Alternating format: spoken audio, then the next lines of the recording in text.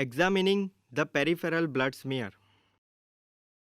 If one asks which is the single most important laboratory investigation you will perform, which can extract maximum information from the patient, the answer would be peripheral blood smear examination. So let us understand how to do it.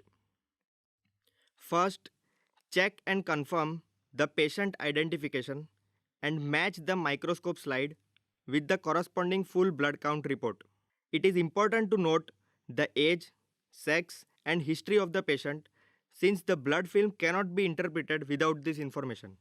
Histograms and scatter plots given by automated hematology analyzer provides supportive findings which is preferable to have by the side while examining peripheral blood smear. Blood films should be examined systematically, starting with macroscopic observation of the stained film and then progressing from low power to high power microscopic examination. Since it is useless to place a drop of immersion oil randomly on the field and then to examine it using the high power or 100x objective. First, the film should be examined macroscopically to assess whether the spreading technique was satisfactory, to judge its staining characteristics. Also, increased blue coloration is caused by hypergamma-globulinemia, which can be monoclonal or polyclonal. Occasionally, macroscopic abnormalities are caused by precipitation of cryoglobulin, cross RBC agglutination, platelet clumping, or presence of clumps of tumor cells.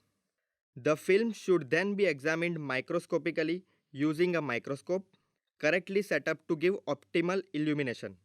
The use of a low power is important since it allows rapid screening of a large part of the film. First, decision is made whether or not it is suitable for further examination. Spreading, fixation, and staining must be satisfactory, and there should be no artifactual changes produced by excess EDTA or prolonged storage. A well spread film should have an appreciable area where cells are in a monolayer, that is, where they are touching and not overlapping, and white cells are distributed regularly. Examination at low power facilitates detection of abnormal cells when they are present at a low frequency, appreciation of roulet and red cell and white cell agglutination, fibrin strands or platelet aggregates which are often found at the edge of the film, hemoparasites like microfilaria or cryoglobulin deposits.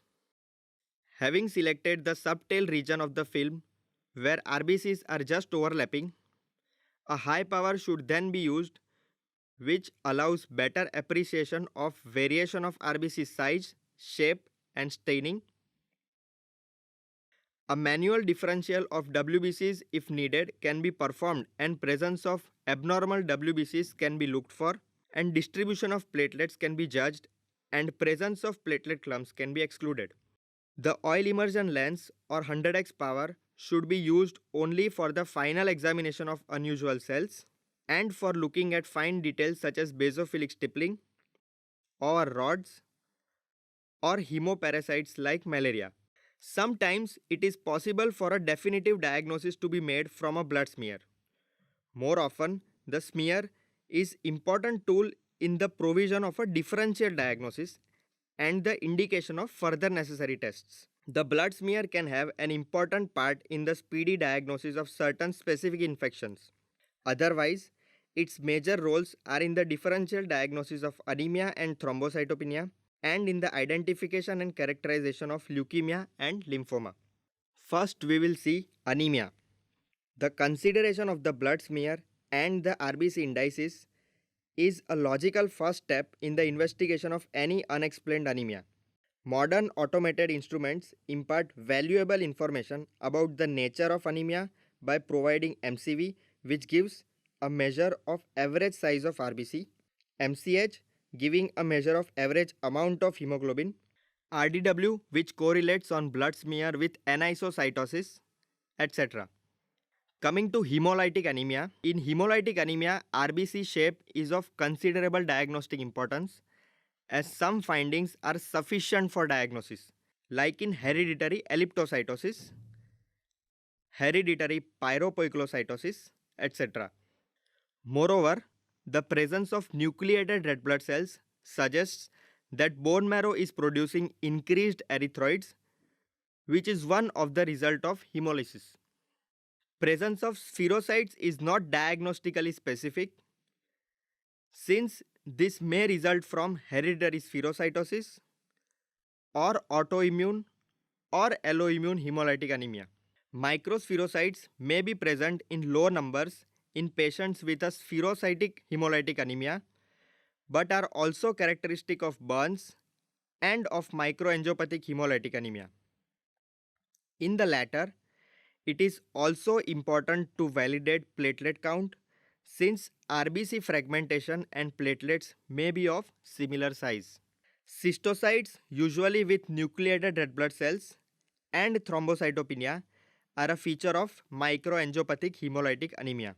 Blood smear is particularly important in diagnosis of acute hemolysis induced by oxidant damage, the characteristic features being the presence of bite cells, blister cells, and irregularly contracted red blood cells. The latter should be differentiated from spherocytes, which are regularly round in shape. They have quite different diagnostic significance. Other features may aid in the differential diagnosis of hemolytic anemia. For example, the presence of RBC agglutinates, usually indicating presence of cold agglutinin, and erythrophagocytosis, which is often a feature of paroxysmal cold hemoglobinuria. Coming to macrocytic anemias. For patients in whom there is deficiency of vitamin B12 or folic acid, smear shows not only macrocytes but also oval macrocytes and hypersegmented neutrophils. And when anemia is more severe, there may be marked poikilocytosis with teardrop poikilocytes and red cell fragments. Liver disease and excess ethanol consumption are common causes of macrocytosis, with the blood smear usually showing round rather than oval macrocytes and lacking hypersegmented neutrophils. Target cells and stomatocytes may also be present. In elderly patients, myelodysplastic syndrome is an important cause of macrocytosis.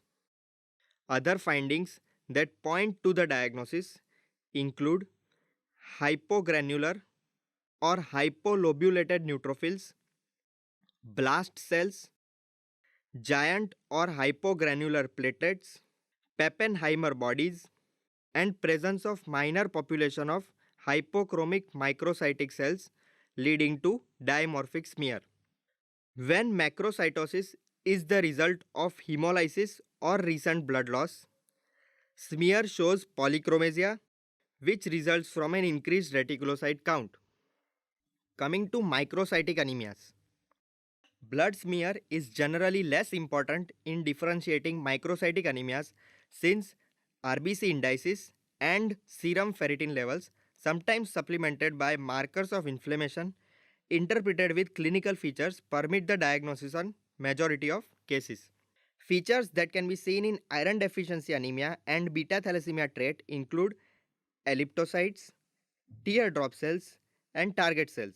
While basophilic stippling is more commonly seen in beta thalassemia trait, pencil cells are more often seen in iron deficiency anemia. Pappenheimer bodies and red cell dimorphism is seen in sideroblastic anemias, and basophilic stippling is a feature of lead poisoning. Coming to hemoglobinopathies. Smear is useful in diagnosis of sickle cell disease, particularly if there is an urgent need for diagnosis and if results of HPLC are not instantly available. Presence of sickle cells, target cells, and nucleated red blood cells are commonly seen in sickle cell anemia. However, it is important to note that sickle cells might not be seen in sickle cell trait. Thrombocytopenia and thrombocytosis. Falsely low platelet counts may be the result of small clots, platelet clumping, platelet satellitism, abnormally large platelets, or fibrin strands. Falsely high platelet counts may be the result of other particles like RBC fragments, fragments of leukemic cells, or fungi being counted as platelets. Examination of film is also important in thrombocytopenia to look for associated abnormalities like May-Hegling anomaly, having WBC inclusions, microangiopathic hemolytic anemia, like I discussed before, in leukemias and lymphomas, having atypical cells, and in thrombocytosis to look for evidence of myeloproliferative neoplasm like basophilia. Coming to leukemia, lymphomas, or bone marrow failure, smears must always be examined for finding atypical cells or blasts when there is unexplained leukocytosis, lymphocytosis, or monocytosis, or when there is a flag in automated hematology analyzer for atypical cells. Low counts are indicative of aplastic anemia, acute leukemia, hairy cell leukemia, myelodysplastic syndrome, or infiltration of non-hematopoietic malignant cells into the marrow. For two conditions, Burkitt's lymphoma and acute promyelocytic leukemia, smear is of particular importance because it facilitates rapid diagnosis and specific treatment. Probable factitious results.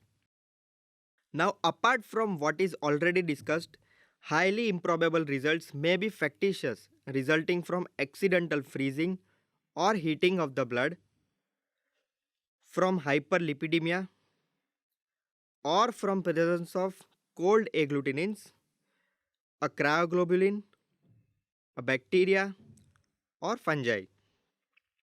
Occasionally, blood smear leads to a fortuitous diagnosis that can be very important to the patient, like detection of features of unexplained hyposplenism may suggest a congenital absence of spleen, splenic atrophy, deposition of amyloid in the spleen, infiltration of neoplastic cells in the spleen, or even splenectomy of which patient is unaware.